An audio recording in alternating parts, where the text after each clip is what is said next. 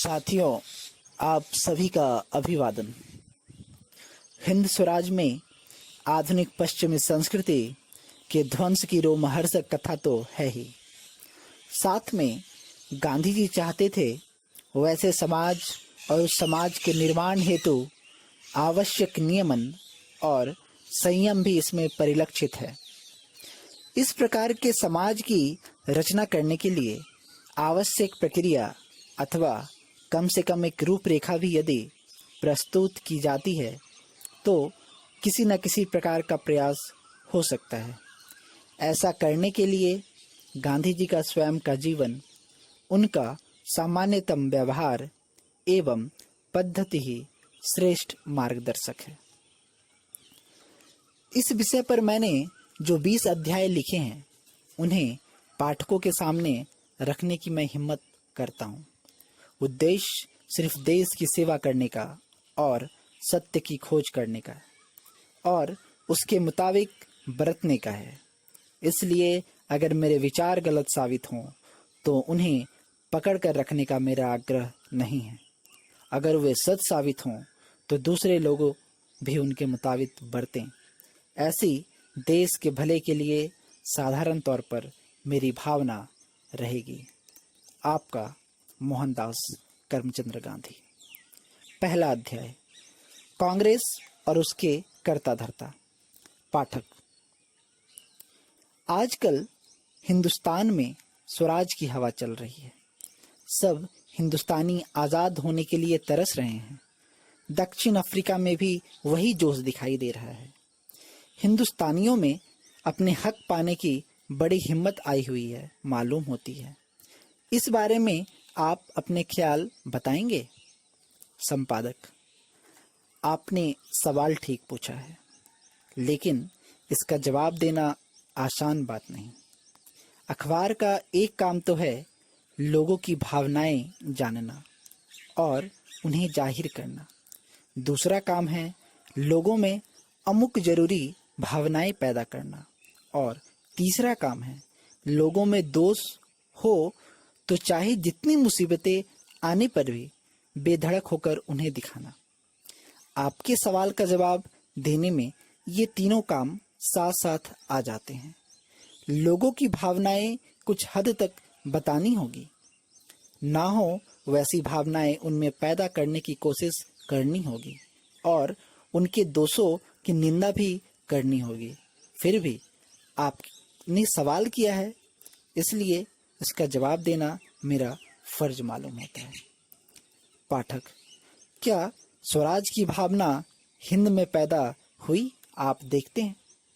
संपादक, वह तो जब से नेशनल कांग्रेस कायम हुई तभी से देखने में आई है।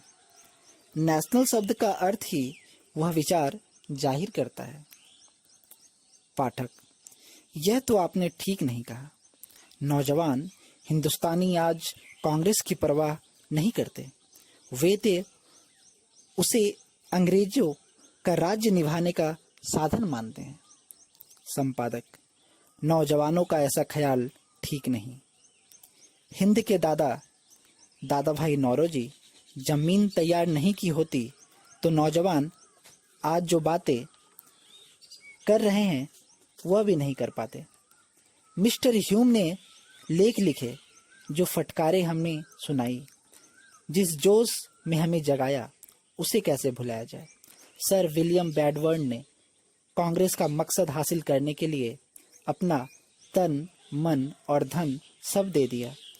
उन्होंने अंग्रेजी राज्य के बारे में जो लेख लिखे हैं वे आज भी पढ़ने लायक हैं।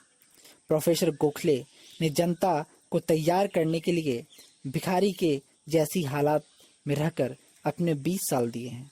आज भी वे गरीबी में रहते हैं।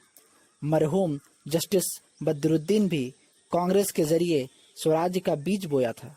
यूं बंगाल, मद्रास, पंजाब वगैरह में कांग्रेस का और हिंद का भला चाहने वाले कई हिंदुस्तानी और अंग्रेज लोग हो गए हैं, यह याद रखना चाहिए। पाठक, ठहरिए, आप तो बहुत आगे बढ़ गए। मेरा सवाल कुछ और है और आप जवाब कुछ और दे रहे हैं। मैं स्वराज्य की बात करता हूँ और आप परराज्य की बात करते हैं। मुझे अंग्रेजों का नाम तक नहीं चाहिए और आप तो अंग्रेजों का नाम देने लगे। इस तरह तो हमारी गाड़ी राह पर आए ऐसा नहीं दिखता। मुझे तो स्वराज्य की ही बातें अच्छी लगती है। दूसरी मीठी सयानी बातों से मुझे संतोष नहीं होगा। संपादक, आप अधीर हो गए हैं। मैं अधीरपन बर्दाश्त नहीं करता। आप जरा सब्र करेंगे तो आपको जो चाहिए वही मिलेगा। उतावली से आम नहीं पकते, दाल नहीं चुरती, यह कहावत याद रखिए। आपने मुझे रोका और आपको हिंद पर उपकार करने वालों की बात भी सुननी अच्छी नहीं लगती। यह बताता है कि अभी आपके लिए स्वराज्य दूर है। आपको जैसे बहुत से हिंदुस्तानियों हो तो भी हम स्वराज्य दूर हटकर पिछड़ जाएंगे। वह बात जरा सोचने लायक है। पाठक, मुझे तो लगता है कि ये गोल मोल बातें बनाकर आप मेरे सवाल का जवाब उड़ा देना चाहते हैं। आप जिन्हें हिंदुस्तान पर उपकार करने वाले मानते हैं उन्हें मैं ऐसा नहीं मानता। फिर मुझे किसी के उपकार की बात नहीं सुननी। आप इन्हें हिंद के दादा कहते हैं। उन्होंने क्या उपकार किया? वे तो कहते हैं कि अंग्रेज राजकर्ता न्याय करेंगे और उनसे हमें हिलमिल कर रहना चाहिए। संपादक, मुझे सविनय आपसे कहना चाहिए कि उस पुरुष के बारे में आपका बेअदबी से बोलना हमारे लिए शर्म की बात है। उनके कामों की ओर देखिए। उन्होंने अपना जीवन हिंद को अर्पण कर दिया। उनसे यह सबक तो हमें सीखना चाहिए। हिंद का खून अंग्रेजों ने चूस लिया, यह सिखाने वाले माननीय दादा भाई हैं। आज उन्हें अंग्रेज पर भरोसा है, उसमें क्या? हम जवानी में के जोश में एक कदम आगे रखते हैं, इससे क्या दादा भाई कम पूज्य हो जाते हैं? इसे क्या हम ज़्यादा ज्ञानी हो जाते हैं? जिस सीढ़ी से हम ऊपर चढ़े उसको लात ना मारने में ही बुद्धिमानी है। अगर वह सीढ़ी निकाल दे तो सारी निसैनी गिर जाए, यह हमें याद रखना चाहिए। हम बचपन से जवानी में आते हैं तब बचपन से नफरत नहीं करते, बल्कि उन दिनों को प्यार से याद करते हैं।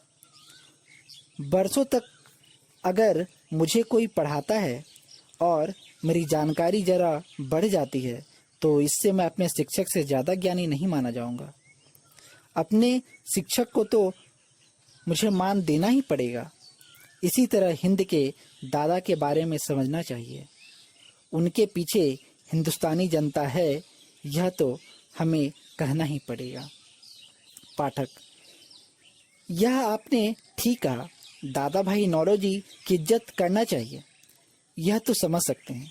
उन्होंने और उनके जैसे दूसरे पुरुष ने जो काम किया है उनके बगैर हम आज के जोश महसूस नहीं कर पाते।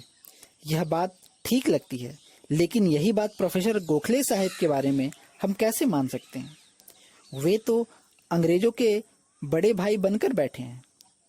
वे तो कहते हैं कि अंग्रेजों से हमें बहुत कुछ सीखना है। अंग्रेजों की राजनीति से हम वाकिफ हो जाएं तभी स्वराज्य की बातचीत की जाए। उन साहब के भाषण में तो मैं बहुत उब गया हूँ। संपादक, आप उब गए हैं, यह दिखाता है कि आपका मिजाज उतावला है। लेकिन जो नौजवान अपने माँ बाप के ठंडे मिजाज से उब जाते हैं और वे अगर अपने साथ ना दौड़े तो गुस्सा होते हैं, वे अपने माँ बाप का अनादर करते हैं, ऐसा हम समझते हैं। प्रोफेसर गोखले के बारे में भी ऐसा ही समझना चाहिए। क्या हुआ अगर प्रोफेसर गोखले हमारे साथ नहीं दौड़ते? स्वराज्य भुगतने की इच्छा रखने वाली प्रजा अपने बुजुर्गों का तिरस्कार नहीं कर सकती। अगर दूसरे की इज्जत करने की आदत हम खो बैठें तो हम निकम्मे हो जाएंगे। जो प्रौढ़ और तजबेकार हैं वे ही स्वराज्य भुगत सकने, ना कि बेलगाम लोग। और देखिए कि जब प्रोफेसर गोखले ने हिंदुस्तान की शिक्षा के लिए त्याग किया तब ऐसे कितने हिंदुस्तानी थे मैं तो खास तौर पर यह मानता हूँ कि प्रोफेसर गोखले जो कुछ भी करते हैं वह शुद्ध भाव से और हिंदुस्तान का हित मानकर करते हैं। हिंद के लिए अगर जमीनी जान भी देनी पड़े तो वह देंगे। ऐसे हिंद के लिए उनकी भक्ति है। वे जो कुछ कहते हैं वह किसी का खुशामद करने के लिए नहीं बल्कि सही मानकर कहते हैं। इसलिए हमारे मन में उनके लिए पूज्य भाव होना चाहिए। पाठक, तो क्या वे साहब जो कहते हैं उसके मुताबिक हमें करना चाहिए? संपादक, मैं ऐसा कुछ नहीं कहता। अगर हम शुद्ध बुद्धि से अलग राय रखते हैं तो उस राय के मुताबिक चलने की सलाह खुद प्रोफेसर साहब हमें देंगे। हमारा मुख्य काम तो यह है कि हम उनके कामों की निंदा ना करें। हमसे वे महान हैं ऐसा माने और यकीन रखें कि उनके मुकाबले हमने हिंद के लिए कुछ नहीं किया है। उनके बारे में कुछ अखबार जो अशिष्टापूर्वक लिखती है उसकी हमें निंदा करनी चाहिए। प्रोफेसर गोखले जैसे को हमें स्वराज के स्तंभ मानना चाहिए। उनके ख्याल गलत और हमारे ही सही हैं, यह हमारे ख्याल के मुताबिक न बरतने वाले देश के दुश्मन हैं, ऐसा मान लेना बुरी भावना है। पाठक, आप जो कुछ कहते हैं वह मेरी समझ में कुछ आता है, फिर भी मुझे उसके बारे में सोचना होगा। पर मिस्टर ह्यूम, सर विलियम बैडवर्न वगैरह के बारे में आपने जो कहा उनमें तो हद हो गई। संपादक, जो नियम हिंदुस्तानियों के बारे में है वही अंग्रेजों के बारे में भी समझना चाहिए। सारे के सारे अंग्रेज बुरे हैं ऐसा तो मैं नहीं मानूंगा। बहुत से अंग्रेज चाहते हैं कि हिंदुस्तान को स्वराज मिले। उस प्रजा में स्वार्थ ज़्यादा है, यह ठीक है, लेकिन उससे हर एक अंग्रेज बुरा है ऐसा साबित नहीं होता। जो हक न्याय चाहते हैं उन्हें सबके साथ न्याय करना होगा। सर विलियम हिंदुस्तान का बुरा चाहने वाले नहीं हैं, इतना हमारे लिए काफ़ी है। ज्यों ज्यों हम आगे बढ़ेंगे त्यों त्यों आप देखेंगे कि अगर हम न्याय की भावना से काम लेंगे तो हिंदुस्तान का छुटकारा जल्दी होगा। आप यह भी देखेंगे कि अगर हम तमाम अंग्रेजों से द्वेष करेंगे तो उससे स्वराज दूर ही जाने वाला है, लेकिन अगर उनके साथ भी न्याय करेंगे तो स्वराज के लिए हमें उसकी मदद मिलेगी। पाठक, अभी तो ये सब मुझे भी फिजूली बड़ी बड़ी बातें लगती हैं। अंग्रेजों की मदद मिले और उससे स्वराज मिल जाए, ये तो आपने दो उल्टी बातें कही। लेकिन इस सवाल का हल अभी मुझे चाहिए। उसमें समय कितना बेकार है, स्वराज कैसे मिलेगा, यह जब आप बताएंगे तब शायद आपके विचार में समझ सकूं। तो समझो, फिलहाल तो अंग्रेजों की मदद की आपकी बताने मुझे शंका में डाल दिया है, आपके विचार के खिलाफ मुझे भरमा दिया है।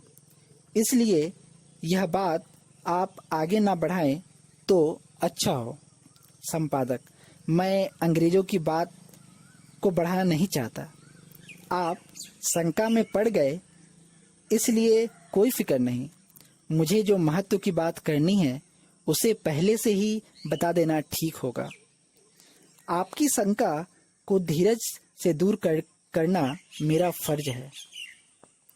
पाठक, आपकी यह बात मुझे पसंद आती है। उससे मुझे जो ठीक लगे वह बात कहने की मुझमें हिम्मत आई है। अभी मेरी एक शंका रह गई है। कांग्रेस के आरंभ में स्वराज की नींव पड़ी, यह कैसे कहा जा सकता है? संपादक, देखिए, कांग्रेस ने अलग अलग जगहों पर हिंदुस्तानियों को इकट्ठा करके उनमें हम एक राष्ट्र हैं ऐसा जोश पैदा किया। कांग्रेस पर सरकार की कड़ी नजर रहती थी। महसूल हक प्रजा को होना चाहिए, ऐसी मांग कांग्रेस ने हमेशा की है। वैसा स्वराज कनाडा में है वैसा स्वराज कांग्रेस ने हमेशा चाहा है।